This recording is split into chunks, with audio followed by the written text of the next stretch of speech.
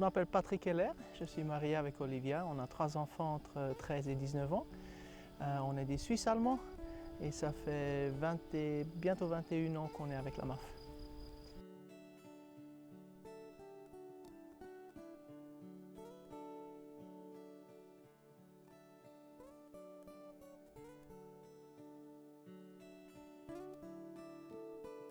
Notre premier programme, c'était le Tchad.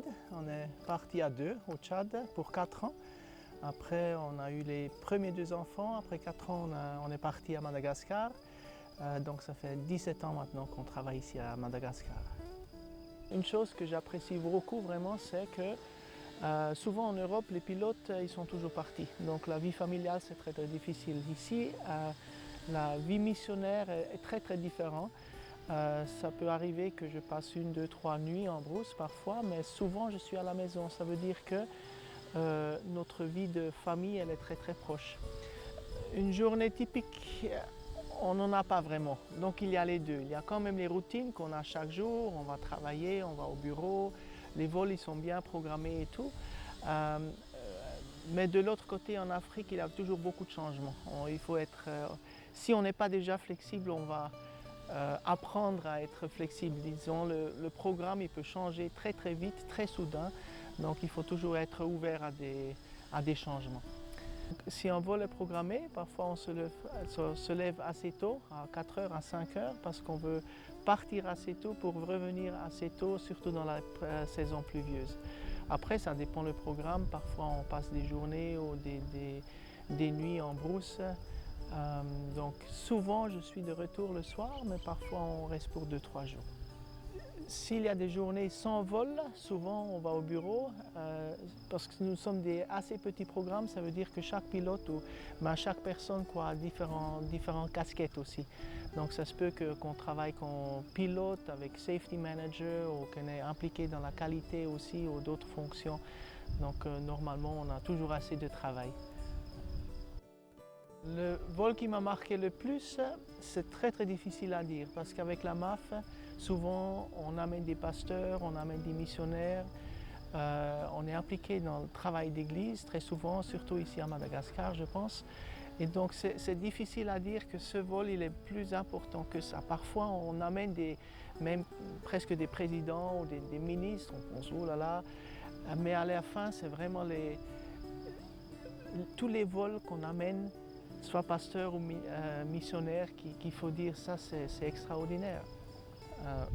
Peut-être un vol qui m'a marqué au Tchad, ça fait beaucoup d'années, on a reçu un appel l'après-midi, un missionnaire qui m'a appelé en brousse, il a dit que son enfant était vraiment malade. Il a demandé un vol pour le lendemain et moi j'ai pensé ah viens on va pas attendre, donc directement j'ai cherché un docteur, on est parti le même après-midi et la situation s'est tellement aggravée dans la nuit que le lendemain tôt on a pu rentrer, mais le missionnaire il a dit si on serait venu le lendemain seulement, je ne sais pas si mon enfant aurait survécu. Donc de faire partie avec la MAF, avec les docteurs, avec d'autres partenaires, d'amener de l'aide comme ça te marque quand même, c'est super. Cette semaine, en ce moment-là, il y a une équipe médicale qui travaille à Belu, c'est près de Morodava qu'on se trouve maintenant. Donc c'est la MAF qui a amené cette équipe le lundi et on va les chercher de nouveau vendredi. Ça c'est un programme MMS, Madagascar Medical Safari on dit. Et ça se fait à peu près 15 fois par an. Donc ça aussi je trouve super parce que c'est la MAF qui organise le transport pour ces docteurs d'aller en brousse.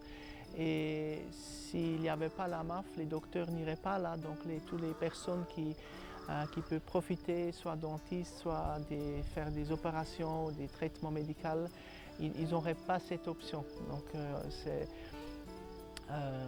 oui, c'est une joie de nouveau, ce n'est pas ce qu'on nous on fait, mais ce que nous on peut faire avec des partenaires ensemble pour amener l'aide, dans ce cas-là l'aide médicale en brousse.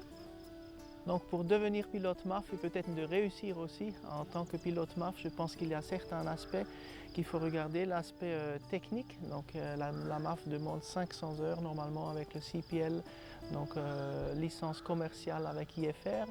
Encore mieux serait 1000 heures parce qu'il y a souvent des programmes donc le Civil Aviation Authority, CAA, qui demande pas seulement 500 heures, mais même 1000 heures, ce qui est le cas ici à Madagascar. Donc le plus d'expérience qu'on peut amener, le mieux. En plus, il y a des aspects spirituels. Donc la MAF est une organisation chrétienne, donc là on travaille beaucoup avec des pasteurs, avec les églises. C'est certainement...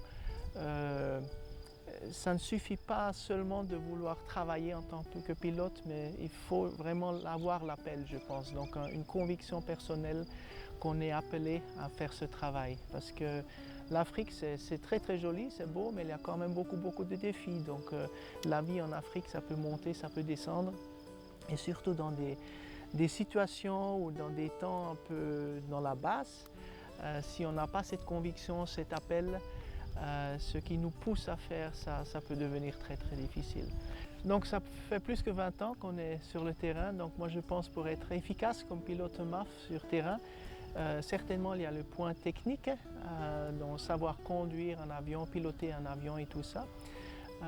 Après je pense qu'il faut amener une attitude un peu ouverte parce qu'il y a tellement de nouvelles choses, soit la langue, soit la culture, d'autres choses. Donc si on n'apprécie pas à apprendre, à être curieux et apprendre de nouvelles choses, ça va être très très difficile. Donc la MAF est une organisation internationale, donc moi j'ai travaillé avec des gens vraiment de tout le monde et normalement l'anglais c'est la langue principale. Après, bien sûr, en dehors de la MAF, on est souvent impliqué dans une église, dans des autres activités. Et moi, je trouve, j'ai la conviction, on ne peut pas faire sans la langue locale. Donc ici à Madagascar, c'est le malgache, on l'a appris. Donc on a pris 2 mois et demi quand on est venu ici, on s'est foncé dans la langue. Et j'ai vraiment vu que ça nous a ouvert des portes immenses parce que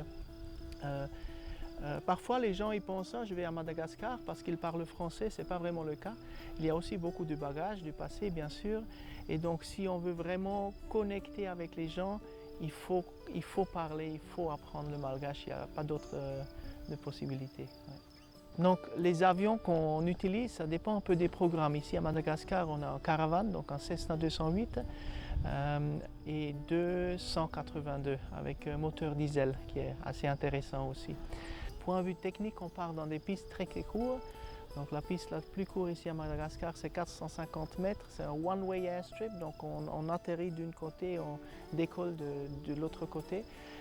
On a du slope jusqu'à 3 degrés, je pense. Donc c'est assez... c'est un petit challenge, mais c'est quelque chose qu'on exercice beaucoup. On fait chaque 6 mois, par exemple, on fait un base check et on va revoir ces techniques et on va re-exercer ces techniques aussi. Donc c'est très très bien encadré, on a des très bons entraînements. Donc c'est très très professionnel, quoi. Donc le travail pilote dans la MAF, ça peut changer dépendant dans quel programme qu'on travaille. Une chose que j'apprécie beaucoup, surtout dans un programme très petit ici comme à Madagascar, avec à peu près 30 travailleurs, 30 staff, c'est qu'on travaille comme pilote, mais on a d'autres tâches aussi. Et même en pilote, bien sûr, on gère les passagers, on gère même la police parfois, même les militaires si on va en brousse. Donc c'est très vaste. On fait le planning, on fait le chargement bien sûr. Donc si vous sentez cet appel dans votre cœur, cette conviction, j'aimerais bien vous encourager d'y aller avec la MAF. C'est vrai qu'on sacrifie certaines choses si on quitte la France, la Suisse, l'Europe, mais moi ça fait 20 ans que j'ai fait ça et j'ai jamais regretté. Donc soyez encouragés.